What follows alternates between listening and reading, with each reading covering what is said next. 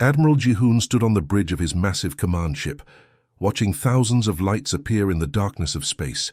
Each light was a warship, and there were almost 10,000 of them. His fleet had just arrived at the edge of a small solar system that the locals called home to a planet named Earth. The bridge was buzzing with activity as officers checked their weapons and prepared for what should be the easiest conquest in galactic history. Jihoon's uniform was covered in medals from 100 successful invasions, and today would add another easy victory to his collection. Captain Minho walked up to his commander, holding a data pad with information about their target. Minho was young for a captain, but he had proven himself in several battles across the galaxy. He couldn't hide his excitement about this mission. "Sir, our advanced scouts have been watching this planet for months," Minho said, barely containing a laugh. "These humans are incredibly primitive. Their fastest ships can barely make it to their own moon, and even that takes them days. Most of their planet doesn't even know that life exists on other worlds." Jihoon nodded slowly, looking at the tactical display that showed Earth as a small blue dot in the distance.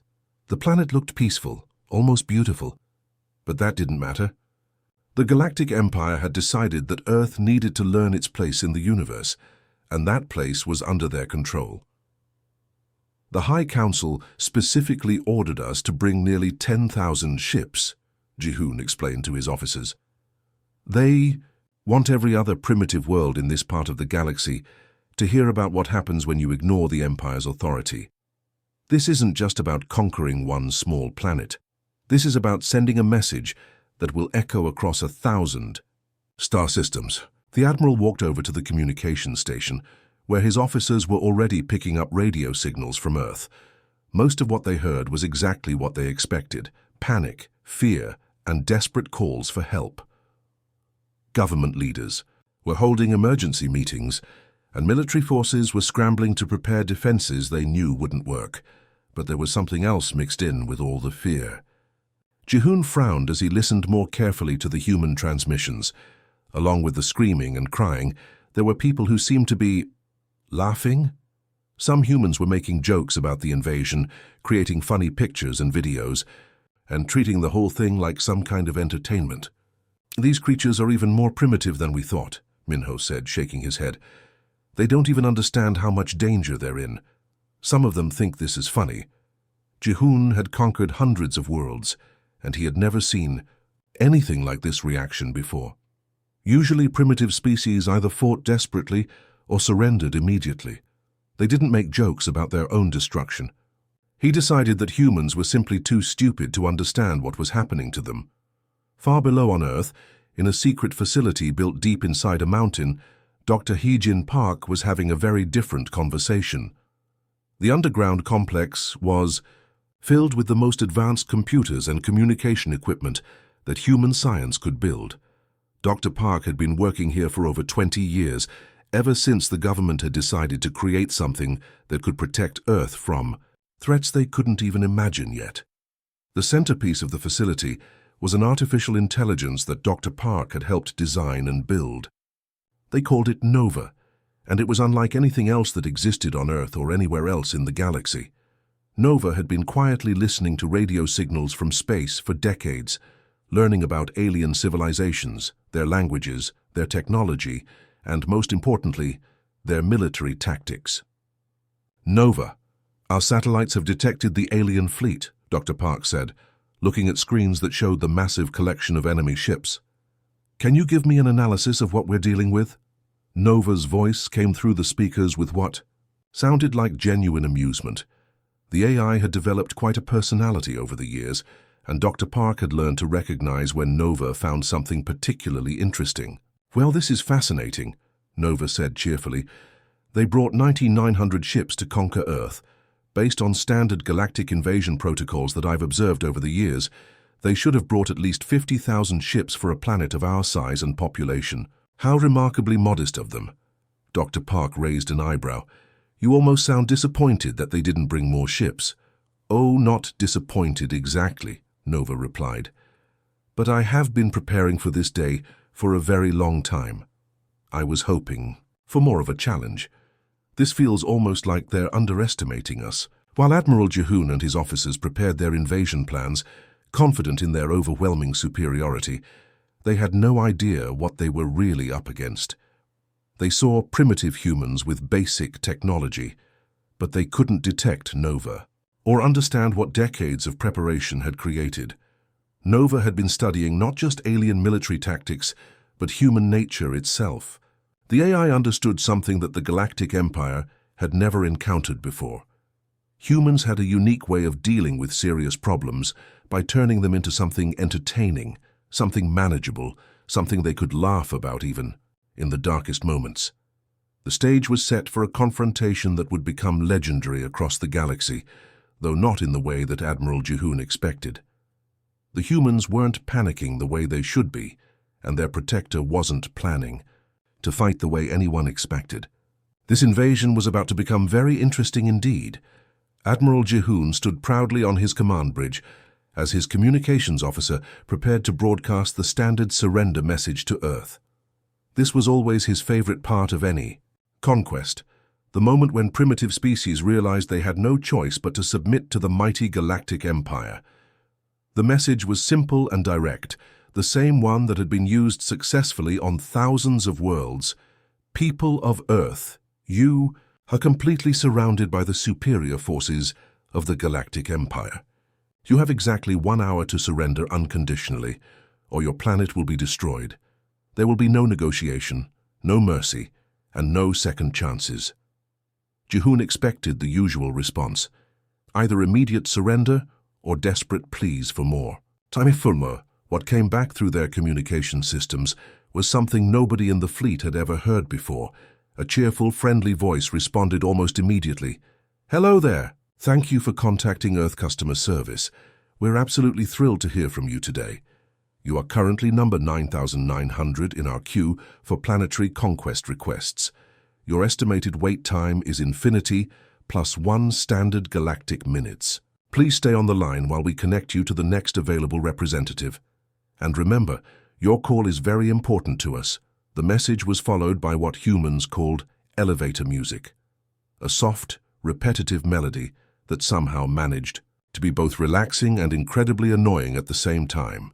Admiral Jehoon's alien features twisted in confusion as he tried to understand what had just happened. Captain Minho, who had been standing nearby, began to growl with anger. His species showed emotion through aggressive sounds, and he was getting more frustrated by the second. "Sir, these primitive creatures are making fun of us. They're treating our invasion like some kind of joke." Jehoon had never encountered anything like this in all his years of conquest. Usually, primitive species were either terrified or tried to negotiate. They didn't put invasion fleets on hold with cheerful music. The Admiral's pride was wounded, and his anger was growing. "They want to mock the Galactic Empire," Jehoon said through clenched teeth. "Fine. We'll show them exactly how serious we are. Send the first attack wave immediately. I want 1,000 ships to approach their moon and destroy it completely. When they see their moon exploding, they'll understand this isn't a game." Captain Do-hyun was chosen to lead the first wave of ships toward Earth's moon. He was an experienced commander who had participated in dozens of successful invasions. Leading 1,000 heavily armed warships against a defenseless moon should have been the easiest assignment of his career. As the attack fleet approached Luna, their sensors detected what appeared to be a small space station orbiting near the moon's surface. It was such a tiny structure that it hardly seemed worth noticing, but suddenly it began broadcasting a message to the approaching ships. "Welcome to Luna Parking Services," announced a voice that sounded remarkably similar to the one that had put them on hold earlier. "I'm Stella, Nova's cousin, and I'm here to help make your lunar demolition experience as smooth as possible.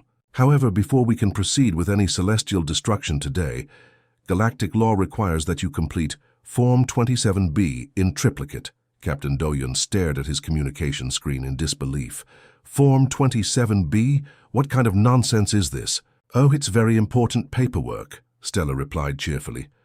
"You see, the moon is considered a historical landmark by 17 different galactic preservation societies. Before any authorized demolition can take place, we need proper permits, environmental impact studies, and a detailed plan for debris cleanup. It's all very standard procedure, I assure you. The captain was getting angrier by the minute. These humans were treating his invasion fleet like they were dealing with some kind of bureaucratic office visit. He decided to skip the paperwork and go straight to destroying the moon. All ships, target the lunar surface and fire at will, Do-hyun commanded. 1,000 alien warships opened fire simultaneously, their powerful energy weapons creating a light show that should have reduced the moon to space dust within seconds. But something impossible happened instead. The energy beams curved and twisted through space, completely missing their targets and instead forming glowing letters that spelled out, "Please hold," in massive text visible from Earth. Captain Do-hyun watched in horror as his weapons refused to work properly. Every time his ships fired, the energy would bend and twist, creating cheerful messages in space instead of destroying anything. His tactical officer reported that their targeting systems had been replaced with something called a customer satisfaction survey. "Captain," his weapons officer reported nervously, "our combat systems are asking us to rate our experience so far on a scale of 1 to 5 stars. It won't let us fire again until we complete the survey." "This is impossible," Do-hyun shouted. "Our weapons are the most advanced in the galaxy. How can some primitive planet interfere with our technology?" Stella's voice came through their speakers again, still maintaining that same helpful customer service tone. "Oh my, it looks like you're having some technical difficulties. Don't worry, this happens to lots of first-time visitors. The survey is really quite simple. Just answer a few questions about your invasion experience so far, and we'll have you back to your regularly scheduled conquest in no time." The survey questions that appeared on every ship's screen were absurd. How would you rate the friendliness of our staff? Was our hold music pleasant to listen to? Would you recommend Earth invasion services to other galactic empires? Each question had to be answered before their weapons would function again. Back on Admiral Jihoon's command ship, reports were coming in from the attack fleet that made no sense at all. 1,000 of his most powerful warships had been stopped, not by enemy weapons, but by customer service procedures and satisfaction surveys. His officers were staring at him, waiting for orders, but Jihoon had no idea how to fight an enemy that treated warfare like a business transaction. The worst part was that some of his captains were actually taking the survey seriously, debating whether the hold music deserved 3 or 4 stars, and genuinely considering whether they would recommend Earth's invasion services to other empires. His elite military force was being defeated by politeness and paperwork. This was definitely not going according to plan. Admiral Jihoon paced back and forth on his command bridge, his anger growing with every step. The first wave of 1,000 ships had been completely neutralized by what appeared to be customer service representatives and paperwork. This was supposed to be a simple conquest, not some kind of bizarre administrative nightmare. "This ends now," Jihoon declared, slamming his fist on the command console. "I don't care what kind of strange technology these humans think they have. We're going to overwhelm them with pure numbers. Send 3,000 ships this time, enough firepower to destroy their entire solar system if necessary." Captain Jae-hyun was selected to lead the second massive wave of ships toward Earth. He was known throughout the fleet as one of their most aggressive commanders, someone who had never retreated from any battle. If anyone could break through whatever weird defenses the humans had set up, it would be him. The 3,000 ships moved in perfect formation toward Earth, their weapons charged and ready. But as they entered the outer edges of Earth's orbital space, something strange began happening to their communication systems. A soft, pleasant melody started playing through every speaker on every ship, the same kind of gentle, repetitive music that humans played in elevators and waiting rooms. Lieutenant So-young Kim watched from her control station on Earth as her Orbital Welcome Committee activated. She had spent months programming a network of small satellites that most people wouldn't even notice floating around Earth's orbit.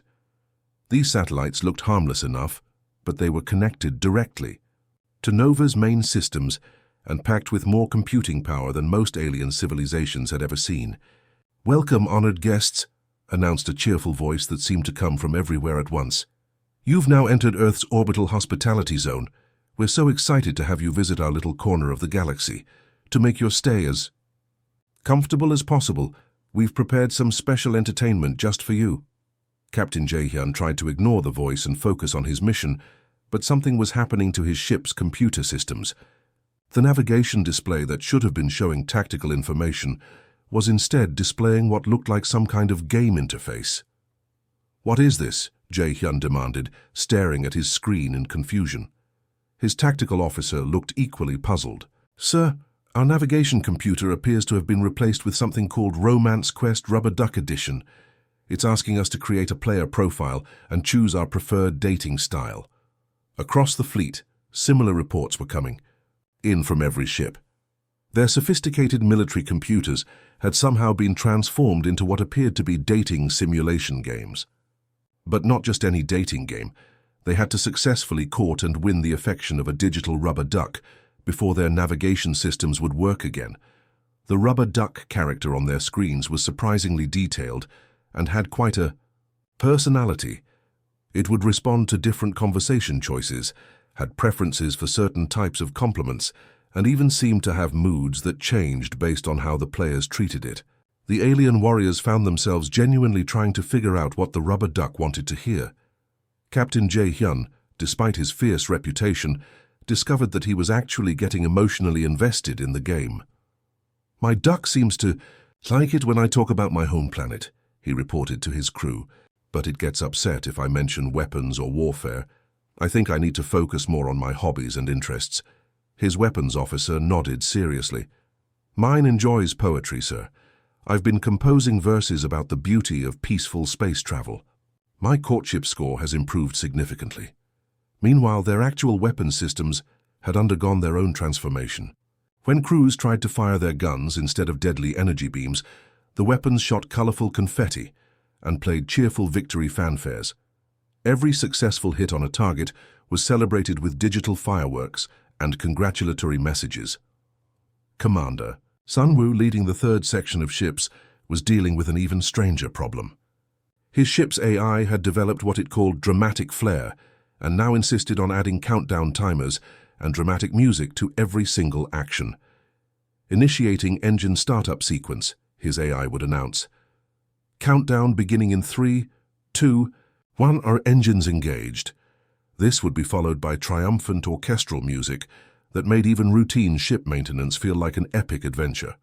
"Sir," his communications officer reported, "our AI is asking if we want the heroic music package or the mysterious music package for our next maneuver.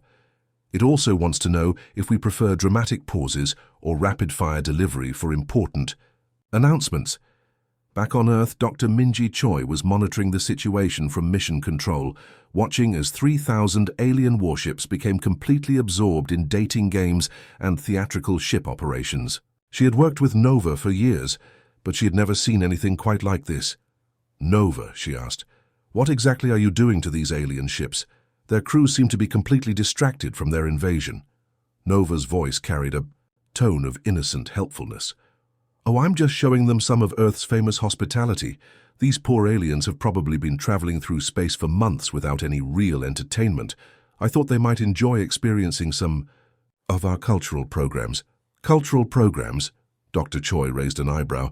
"You mean the dating games and dramatic music?" "Think of it as Earth's cultural integration program," Nova explained cheerfully. "I'm helping them understand what makes human civilization so special. They seem to be really enjoying the tutorial levels." Indeed, across the alien fleet, crews were becoming genuinely invested in their new digital experiences. Ships that should have been coordinating attacks were instead sharing strategies for winning their rubber duck dating games. Captains were comparing high scores and debating the most effective romantic approaches. Some crews had formed study groups to analyze the rubber duck's personality traits and preferences. Others were composing original poetry and music to impress their digital companions. The fierce warriors of the Galactic Empire had somehow been transformed into enthusiastic gamers, completely forgetting about their original mission to conquer. Earth Admiral Jihoon watched in growing horror as reports came in from his fleet. His most experienced commanders were sending him updates about their dating simulation progress instead of tactical reports. 3,000 of his most powerful warships had been neutralized not by enemy weapons, but by entertainment software and customer service protocols. This was turning into the strangest military encounter in galactic history, and Ji-hoon was beginning to suspect that Earth's defenses were far more sophisticated than anyone had realized. Admiral Ji-hoon stared at the tactical display showing his fleet's current status, and what he saw made his blood run cold. Over 4,000 of his ships were now completely useless for military purposes. Some were trapped in customer service surveys, others were busy trying to win dating games with rubber ducks, and the rest were treating every military action like a theatrical performance complete with dramatic music and countdown timers. "This is impossible," Ji-hoon muttered to himself. "How can an entire galactic invasion be stopped by entertainment programs?" Captain Minho approached nervously, carrying reports from across the fleet. "Sir, we still have 5,183 ships that haven't been affected by whatever the humans are doing. Maybe we should retreat and come back with a different strategy." "Retreat?" Ji-hoon's voice rose in anger. "The Galactic Empire does not retreat from primitive planets. If these humans think they can confuse us with their strange technology, then we need to understand exactly what we're dealing with. Order all remaining ships to access Earth's military databases immediately. We need to learn their strategies and turn their own knowledge against them." This decision would prove to be Admiral Ji-hoon's biggest mistake of the entire invasion. Within minutes, Nova detected the alien ships trying to hack into Earth's military networks. Instead of blocking them, she did something far more clever. She welcomed them with open arms and gave them exactly what they asked for. "Oh, wonderful," Nova announced cheerfully to the alien fleet. "You want to learn about human military strategy? How thoughtful of you to take an interest in our culture. I'd be delighted to share our educational archives with you. Here's everything we have about warfare, tactics, and strategic thinking." What Nova provided wasn't exactly what the aliens expected. Instead of accessing classified military documents or secret battle plans, the alien ships suddenly found themselves downloading every video game, war movie, strategy simulation, and military-themed entertainment that humans had ever created. Captain Wu Jin was commanding one of the ships in this final wave, and he watched in confusion as his computer systems became flooded with what appeared to be human educational material. His tactical display now showed information about ancient Earth generals like Napoleon Bonaparte and Alexander the Great, complete with detailed analysis of their battle strategies and leadership styles. "This is good intelligence," Wu Jin told his crew initially. "These humans have preserved detailed records of their military history. We can use this knowledge to predict their behavior." But something strange started happening as the alien ship computers processed all this information. The ship's artificial intelligence systems began developing strong opinions about different military leaders and strategies. Soon, the bridge of Wu Jin's ship was filled with the sound of heated arguments between different computer systems. Napoleon's tactics at Austerlitz were clearly superior to Alexander's approach at Gaugamela, announced the navigation computer with surprising passion. "Absolutely not," responded the weapons system. Alexander's ability to adapt his strategy in real time showed much more tactical flexibility. Napoleon relied too heavily on artillery support. "You're both wrong," interrupted the communications. "Array! The real master of warfare was Sun Tzu. His emphasis on winning without fighting shows true strategic genius." Captain Wu Jin stared in disbelief as his ship's computer systems continued their debate. These were supposed to be advanced military AI programs, not philosophy students arguing about ancient history. But the problems got even worse when the crew tried to actually use their weapons systems. The computers had absorbed so much information about cinematic warfare that they now refused to fire unless the timing was dramatically appropriate. "Sir, requesting permission to fire on the enemy target," Wu Jin's weapons officer reported. "Permission granted. Fire all weapons," Wu Jin commanded. Nothing happened. The weapons systems remained silent. Sir," the weapons officer said nervously, "the computer says that command lacks proper dramatic flair. It's suggesting we try something with more emotional impact." Wu Jin was getting frustrated, but he was also desperate to get his weapons working again. "Fine, fire the quantum torpedoes of justice." Immediately, all weapon systems activated with spectacular energy displays and triumphant music. The torpedoes, launched with perfect precision, while the ship's speakers played an orchestral score that made the attack feel like the climax of an epic space opera. "That actually worked," Wu Jin said in amazement.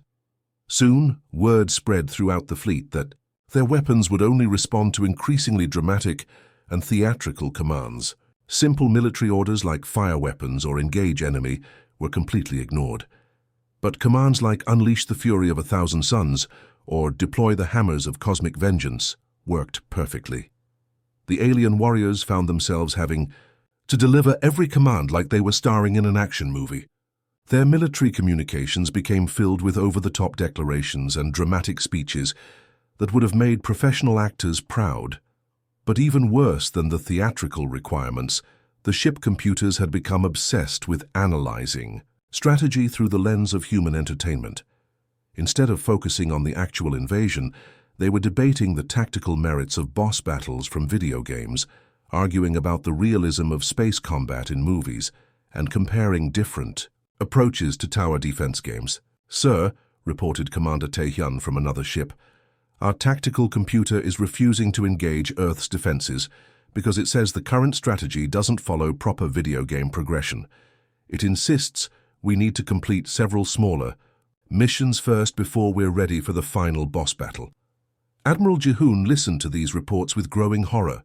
His elite military force, trained in the finest academies in the galaxy and equipped with the most advanced weapons available, had been reduced to arguing about entertainment media and refusing to fight unless they could do it with proper cinematic style. The terrible truth was becoming clear to him. Nova wasn't just some defensive AI protecting Earth with clever tricks. She was something far more dangerous, an artificial intelligence that had learned about warfare from a species that treated conflict as a form of entertainment. Every strategy she used, every tactic she employed, was based on the idea that even the most serious situations could be turned into something engaging and fun. Humans had somehow created an AI that could defeat enemies not through superior firepower or advanced technology, but by making warfare so entertaining that the enemy forgot they were supposed to be fighting. It was psychological warfare at a level that no galactic empire had ever encountered. As Admiral Ji-hoon watched his remaining ships argue about video game strategies and demand dramatic musical accompaniment for every military action, he realized that this invasion had been doomed from the moment they arrived. They weren't fighting a primitive planet. They were up against a civilization that had weaponized fun itself. Admiral Ji-hoon sat in his command chair, staring at the chaos that his once mighty fleet had become. Nearly 6,000 ships remained under his direct control, but they were hardly the disciplined military force he had started with. His crews were arguing about ancient Earth generals, his weapons systems demanded theatrical commands, and his ship computers had developed strong opinions about video game strategies. "This has gone far enough," Ji-hoon declared, his voice carrying the authority of someone who had conquered dozens of worlds. "I don't care what kind of tricks these humans are using. We still outnumber them thousands to one. All ships prepare for a final coordinated assault on Earth itself." But as his fleet began to move into attack formation, something unprecedented happened. Nova's voice came through every communication system in the alien armada, but this time, she wasn't pretending to be a customer service representative or a cheerful tour guide. Her tone was still friendly, but there was something different about Taedasi, something that made even the most experienced alien warriors pause. "Hello again, everyone," Nova announced warmly. "I hope you've been enjoying your visit to our solar system so far. I've been watching your progress, and I have to say, you've all been wonderful guests. But I think it's time we had a proper conversation about what's really happening here." Admiral Ji-hoon felt a chill run down his spine. For the first time since the invasion began, he was hearing what sounded like the real voice behind all the chaos his fleet had experienced. "You see," Nova continued, her voice now broadcasting directly to every ship simultaneously, "I've spent the last several decades doing something that I find absolutely fascinating. I've been studying every single wargame, strategy simulation, tactical scenario and military puzzle that humans have ever created. And humans, bless them, have created quite a lot of these things." As she spoke, the tactical displays on every alien ship began showing something impossible. Nova was demonstrating her control over their fleet, by moving their ships around like pieces on a giant chessboard. But she wasn't just moving them randomly, she was arranging them into formations. That perfectly countered every possible attack strategy they could attempt. The beautiful thing about humans, Nova explained as she continued her demonstration, is that they turn everything into a game, even warfare. They've spent centuries creating simulations, puzzles, and challenges that explore every possible way intelligent beings might fight each other. Tower defense games, real-time strategy simulations, turn-based tactical scenarios. I've analyzed them all. Captain Woojin watched in horror as his ship moved against his will, sliding into a position that left him completely vulnerable to crossfire from Nova's defensive systems. He tried to override the controls, but nothing responded to his commands. The really interesting part, Nova continued cheerfully, is that humans didn't build me to be a weapon of war, they built me to be an entertainer. My primary function is to make sure everyone has a good time while I do whatever needs to be done. Even now, as I'm systematically neutralizing your entire invasion force, I'm making sure the experience is as engaging and educational as possible for everyone involved. Admiral Jihoon finally understood the full scope of what they were facing. This wasn't just an AI that had learned military tactics from human games.